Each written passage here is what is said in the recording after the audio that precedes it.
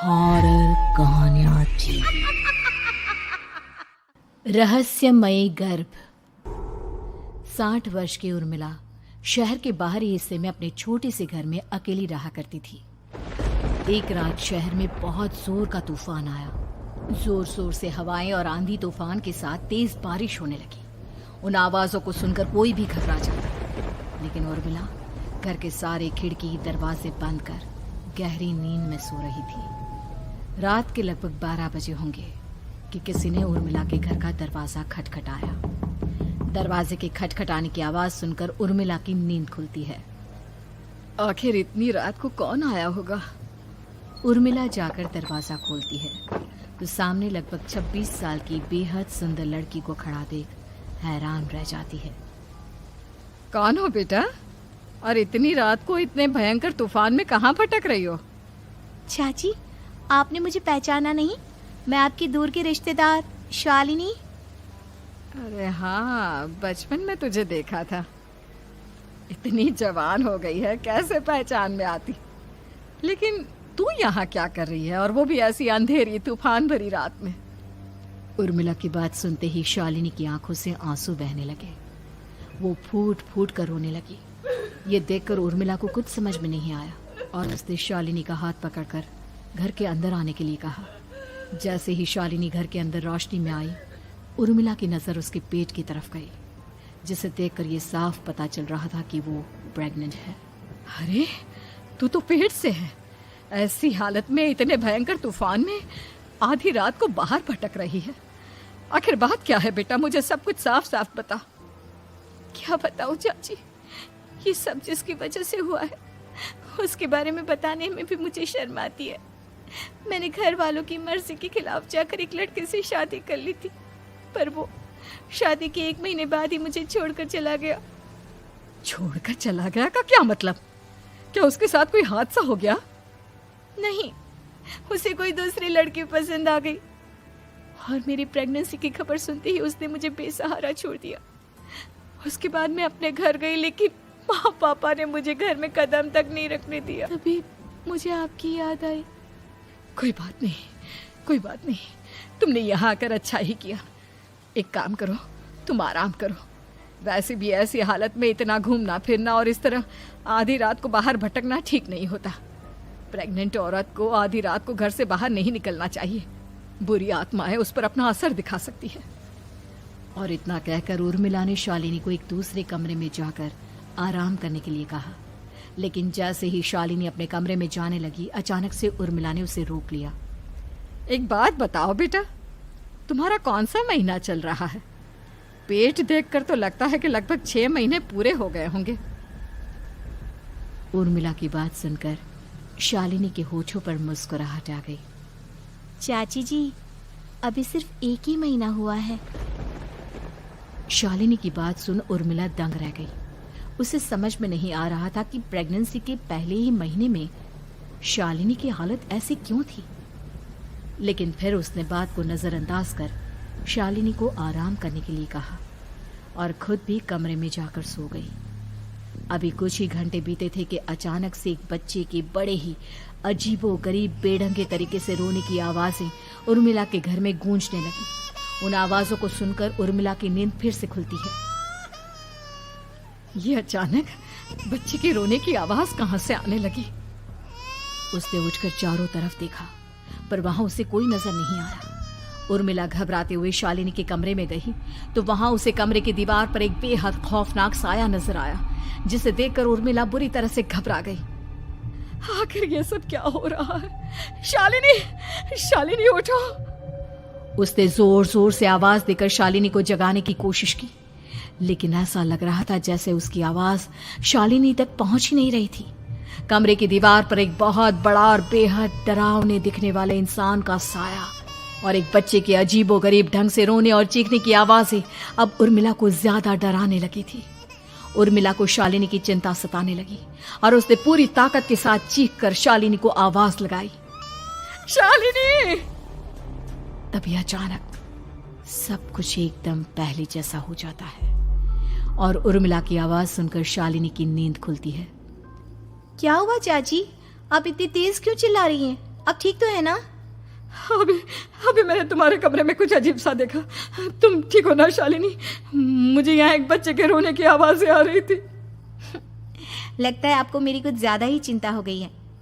आपने मेरी प्रेगनेंसी के बारे में कुछ ज़्यादा ही सोच लिया होगा। मैं एकदम ठीक हूँ, आप आराम से सो जाइए। इतना कहकर शालिनी ने उर्मिला को फिर से अपने कमरे में जाने के लिए कहा और खुद भी जाकर सो गई। पर अब उर्मिला की आंखों से नींद गायब हो चुकी थी। अगली सुबह जब शालिनी उठी तो वो सीधा उर्मिला के पास आई। गुड मॉर्निंग चाची। तभी अचानक उर्मिला की नजर शालिनी के पेट पर पड़ती है, जिस पर नीले रंग से एक अजीब सी आकृति नजर आ रही थी। शालिनी, ये तुम्हारे पेट को क्या हुआ? मैंने इतनी औरतों को देखा है, ऐसा तो किसी के साथ नहीं होता। शालिनी ने जैसे ही अपने पेट की तरफ देखा तो उसे वहां कुछ भी नजर नहीं आया। चाची कुछ भी तो नहीं है, सब कुछ एकदम नॉर्मल है। आपको क्या अजीब लग रहा है? इससे पहले कि उर्मिला उसके सवाल का कोई जवाब देती, अचानक से शालिनी के पेट में जोर जोर से दर्द होने लगा। वो बुरी तरह दर्द से तड़पने लगी। चाची, चाची। ये सब देखकर उर्मिला बहुत घबरा गई। उसने धीरे धीरे शालिनी के पेट को सहलाना शुरू किया, लेकिन शालिनी का दर्द कम नहीं हुआ। उर्मिला जाकर रसोई से पानी का गिलास लेकर आई और शालिनी को पानी पिलाने की कोशिश करने लगी। ले बेटा, पानी पी ले, तुझे आराम मिलेगा। ले ले। नहीं चाची, मुझे बहुत तेज दर्द हो रहा है। अरे थोड़ा पी ले बेटा। जैसे ही उर्मिला ने शालिनी को पानी पिलाया, उसने देखा कि गिलास में बचा पानी का रंग नीला पड़ गया और शालिनी की आंखें अजीब हो गई। उसके पेट पर बच्चे का एक डरावना चेहरा नजर आने लगा। ये सब देखकर उर्मिला की डर से हालत खराब होने लगी, पर तभी शालिनी का दर्द ठीक हो गया। बेटी, अभी तुम्हारा दर्द ठीक है तो ऐसा करो, तुम थोड़ी देर आराम कर लो। शालिनी को आराम करने के लिए कहकर उर्मिला तेज कदमों से चलकर घर से बाहर निकल जाती है और पास ही रहने वाली एक औरत कालिंदी के पास पहुंचती है। अरे उर्मिला बहन, बड़े दिनों बाद दिखाई दी, क्या हुआ? बहुत घबराई हुई सी लग रही हो, सब ठीक तो है ना? क्या बताओ कालिंदी बहन, मेरी एक दूर की रिश्तेदार आई हुई है। वो पेट से है और उसके साथ ना अजीब अजीब चीजें हो रही है। अब उर्मिला सारी बात कालिंदी को बताती है, जिसे सुनने के बाद काले जादू और तंत्र विद्या की माहिर कालिंदी एक ताबीज बनाकर उसे देती है। बहन, मुझे शालिनी पर किसी बुरी आत्मा का साया लगता है। ये ताबीज ले जाओ, आज रात को 12 बजे उसे पहना देना, फिर सब ठीक हो जाएगा। उर्मिला ताबीज लेकर घर वापस आती है और अब आधी रात के होने का इंतजार करने लगती है। जैसे ही आधी रात होती है, वो नींद में सोई शालिनी को ताबीज पहना शांति से अपने कमरे में आकर अपने पलंग पर लेट जाती है। अब सब ठीक हो जाएगा, ये सोचकर उर्मिला शांति की एक सांस ही लेती है कि तभी अचानक उसकी आंखों के सामने कुछ ऐसा आता है जिसे देखकर उर्मिला डर से चीखने लगती है। तुम कौन हो? कौन हो तुम? जाओ यहाँ से, जाओ जाओ यहाँ से। तभी उर्मिला की एक जोरदार दर्द भरी डरावनी चीख वहां पर गूंज गई। उर्मिला की आंखों के सामने एक बच्चा खड़ा हुआ था, जिसका पूरा शरीर किसी बूढ़े की तरह नजर आता था, लेकिन मुंह किसी नवजात बच्चे की तरह था। उसकी आंखें गुस्से से लाल थी और वो घूर घूर कर उर्मिला की तरफ देखा जा रहा था। कौन हो तुम? कौन हो? उर्मिला के चीखते ही वो बच्चा जोर जोर से रोने लगा। घबराकर उर्मिला ने अपने हाथों को अपने कानों पर रख लिया। उसकी समझ में नहीं आ रहा है कि आखिर ये सब उसके साथ क्या हो रहा है। कौन हो तुम? कौन हो? क्या चाहते हो मुझसे? जाओ जाओ यहाँ से, आखिर तुम हो कौन? तभी अचानक से उर्मिला के पूरे घर में लाल रंग की रोशनी फैल गई। वो बच्चा धीरे धीरे कदमों से चलता हुआ उर्मिला की तरफ बढ़ने लगा। किसी नवजात पैदा हुए बच्चे के जैसे उसके रोने की आवाज अब उर्मिला के कानों में गूंज रही थी। लेकिन कुछ ही सेकंड में वो चुप हो गया और उसने बेहद खतरनाक आवाज में उर्मिला के सवाल का जवाब दिया। मैं वो हूँ जो अब तक पैदा नहीं हुआ, लेकिन जब मैं पैदा हो जाऊंगा तो वो होगा जो अब तक कभी नहीं हुआ। क्या कहना चाहते हो तुम? ऐसा क्या हुआ जो अब तक नहीं हुआ? तबाही होगी, तबाही। सब कुछ खत्म हो जाएगा और ये जो लड़की मुझे जन्म देने वाली है, मैं उसका खून पी जाऊंगा, सारा खून। उस बच्चे की बात सुनते ही उर्मिला बुरी तरह घबरा गई। उसका एक बुजुर्ग आदमी जैसा शरीर, एक नवजात बच्चे जैसा चेहरा, ये दोनों ही बातें उर्मिला की समझ से बाहर थी। तभी वो बच्चा अचानक गायब हो गया। घर का माहौल फिर से पहले जैसा हो गया। लाल रंग की रोशनी भी अब गायब हो चुकी थी। उर्मिला दौड़कर शालिनी के कमरे में पहुंची, जहां वो गहरी नींद में सोई हुई थी, पर उसके गले का ताबीज गायब हो चुका था। उठो उठो शालिनी, उठो बेटा, मुझे तुमसे जरूरी बात करनी है। अरे चाची क्या हुआ? इतनी रात को आप परेशान क्यों कर रही हैं? सब ठीक है ना? अभी जब तुम सो रही थी ना, तो मैंने तुम्हारे गले में एक ताबीज पहनाया था। कहाँ गया बेटा, बताओ मुझे।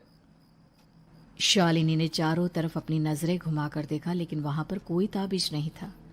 वह हैरानी से उर्मिला के चेहरे की तरफ देखने लगी। उसे समझ में नहीं आ रहा था कि आखिर उर्मिला किस ताबीज के बारे में बात कर रही थी। नहीं चाची, यहाँ कोई ताबीज नहीं है। लगता है आपने कोई बुरा सपना देखा है। मैंने कोई बुरा सपना नहीं देखा। खैर छोड़ो, तुम अब सो जाओ, कल सुबह बात करते हैं। डर और घबराहट की वजह से उर्मिला की आंखों से नींद तो जैसे बिल्कुल गायब हो गई थी। अगली सुबह उर्मिला बिना कोई देर किए गांव के बाहर एक छोटी सी झोपड़ी में रहने वाले बूढ़े पंडित के पास पहुंची। पंडित जी, मेरी मदद कीजिए। अरे आओ आओ उर्मिला, क्या हुआ? सब ठीक तो है ना? क्या बताओ पंडित जी, बहुत बड़ी मुसीबत है। मेरी दूर की एक रिश्तेदार लड़की पेट से है और उसके साथ बहुत डरावनी चीजें हो रही है। कल रात को तो एक अजीब सा दिखने वाला बच्चा मेरी आंखों के सामने आकर खड़ा हो गया था। ये तुम क्या कह रही हो? मुझे साफ साफ बताओ कि आखिर तुमने क्या देखा? उर्मिला ने अपने साथ हुई बीती रात की पूरी घटना पंडित जी को बताई, जिसे सुन पंडित जी के माथे पर चिंता की लकीरें उभर आई। अनर्थ होने वाला है, अनर्थ। बरसों पहले भी उस हैवान ने एक लड़की के पेट से जन्म लिया था और उसके बाद उस शहर को पूरी तरह से तबाह कर दिया। कैसी विपदा पंडित जी, कैसे बात कर रहे हैं आप? बताइए मुझे, और इसका उपाय क्या है? इसका उपाय तो है, लेकिन बहुत कठिन है। हो सकता है कि उस उपाय को करने के दौरान तुम्हारी जान भी चली जाए। मुझे मेरी जान की कोई परवाह नहीं, पर आप जिस तबाही के बारे में बात कर रहे हैं, बस वो नहीं होनी चाहिए। लाखों लोगों की जान बचाने के लिए मैं कुछ भी करूंगी। तो ठीक है, मेरी बात ध्यान से सुनो। बरसों पहले एक भयानक तांत्रिक ने अपनी तंत्र क्रिया के जरिए एक मासूम लड़की के साथ रिश्ता बनाकर उसके पेट से जन्म लिया था। इस तरह से वो अपने जैसे लोगों की संख्या इस दुनिया में बढ़ाना चाहता था। आपके कहने का मतलब है कि शालिनी के पेट से भी उस शैतान को जन्म लेना है, इसलिए उसने उसके साथ ये सब किया है। ठीक पहचाना तुमने। अब मैं तुम्हें एक ऐसा सिंदूर दूंगा जिसे तुम्हें ले जाकर उस लड़की के पेट पर लगाना होगा। क्या ऐसा करने से सब कुछ ठीक हो जाएगा? नहीं उर्मिला, ये सब इतना आसान नहीं। उस लड़की के पेट पर सिंदूर लगाने के बाद तुम्हें उसका पेट काटकर उस हैवान को बाहर निकालना होगा। नहीं पंडित जी, मैं ये सब नहीं कर सकती। मैं भला एक जिंदा लड़की के पेट को अपने हाथों से कैसे काट सकती हूँ? अगर तुमने ऐसा नहीं किया तो कुछ ही दिनों में वो हैवान उस लड़की के शरीर से जन्म लेगा और उसके शरीर के सारे खून को पीकर अपनी ताकत को बढ़ाएगा। उसके बाद वो धीरे धीरे इस पूरे शहर को तबाह कर देगा। यहाँ पर कोई जिंदा नहीं बचेगा। लेकिन अगर मैं उसके पेट को काट दूंगी तो क्या वो जिंदा बच पाएगी? अगर शालिनी को कुछ हो गया तो, अगर उसकी मृत्यु हो गई तो? ऐसा कुछ नहीं होगा उर्मिला, तुम्हें अपने मन को पक्का करके ये काम करना ही होगा। सिंदूर लेने के बाद उर्मिला झोपड़ी से बाहर निकलने ही वाली थी कि तभी पंडित जी ने उसे पीछे से आवाज देकर रोका। उर्मिला, उस लड़की का पेट काटकर हैवान को बाहर निकालना ही काफी नहीं होगा। तुम्हें ध्यान रखना होगा कि ये सब करते हुए उस बच्चे का जो आधा बूढ़े का शरीर है उस पर सिंदूर की एक बूंद भी ना लगने पाए, क्योंकि अगर ऐसा हुआ तो वो तुम्हें और बाकी सबको कच्चा खा जाएगा। पंडित जी की बात सुन उर्मिला की आंखें फटी रह गई और उसके शरीर में डर की लहर दौड़ गई। फिर भी उसने हिम्मत की। ठीक है पंडित जी, मैं पूरी कोशिश करूंगी कि मैं उस हैवान को वहीं के वहीं खत्म कर पाऊं। इसके बाद उर्मिला तेज कदमों के साथ घर वापस आती है। दिन बीतता है, रात का अंधेरा छाने लगता है। शालिनी खाना खाकर सोने चली जाती है और उर्मिला लगातार उसके गहरी नींद में सो जाने का इंतजार करने लगती है, जिसके बाद उर्मिला दबे कदमों से शालिनी के कमरे में पहुंच गई। मुझे ये करना ही होगा।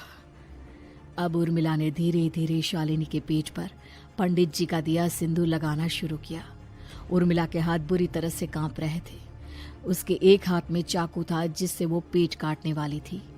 उर्मिला ने एक नज़र शालिनी के चेहरे की तरफ देखा और फिर डरते हुए उसके पेट पर चाकू चलाना शुरू किया।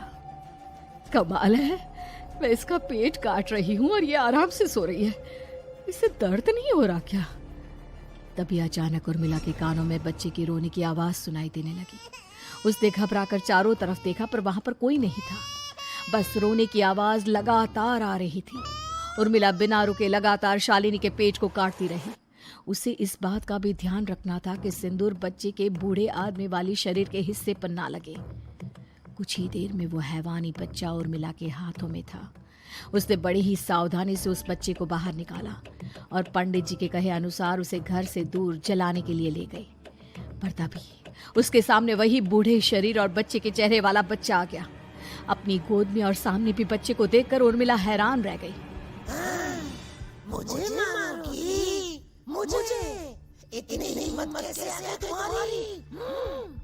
तुम पैदा नहीं हुए हो और मुझे पता है जब तक तुम्हारा जन्म नहीं हो जाता तो मुझे कुछ नहीं कर सकते। इतना बोलते ही उर्मिला तुरंत उस बच्चे को घास के ढेर पर फेंक कर उसमें आग लगा देती है, जिसके तुरंत बाद वो बूढ़े आदमी के शरीर और बच्चे के चेहरे वाला अजीब तांत्रिक का भूत भी वहां से गायब हो जाता है। कुछ देर बाद उर्मिला घर पहुंचती है तो वो ये देखकर हैरान रह जाती है कि शालिनी का पेट अपने आप जुड़ चुका था। शुक्र है भगवान का और उन पंडित जी का, अब सब ठीक हो जाएगा। सुबह शालिनी सोकर उठती है तो अपना पेट देख बुरी तरह घबरा जाती है। चाची, चाची ये सब क्या हो गया? मेरा पेट अचानक कम कैसे हो गया? मेरा बच्चा कहाँ गया चाची? बेटी, वो बच्चा नहीं, एक खतरनाक तांत्रिक था जो तुम्हारे कोख से जन्म लेकर सबको मार देना चाहता था। वो पैदा होते ही तुम्हारी जान भी ले लेता, इसलिए मैंने पंडित जी के बताए उपाय से उसका खात्मा कर दिया है। अब सब ठीक है। शालिनी को उर्मिला की बात समझ में नहीं आती, जिसके बाद शालिनी को पूरी बात उर्मिला आराम से समझाती है। अब वो दोनों ही भगवान का शुक्र अदा करती हैं और एक साथ रहने लगती हैं।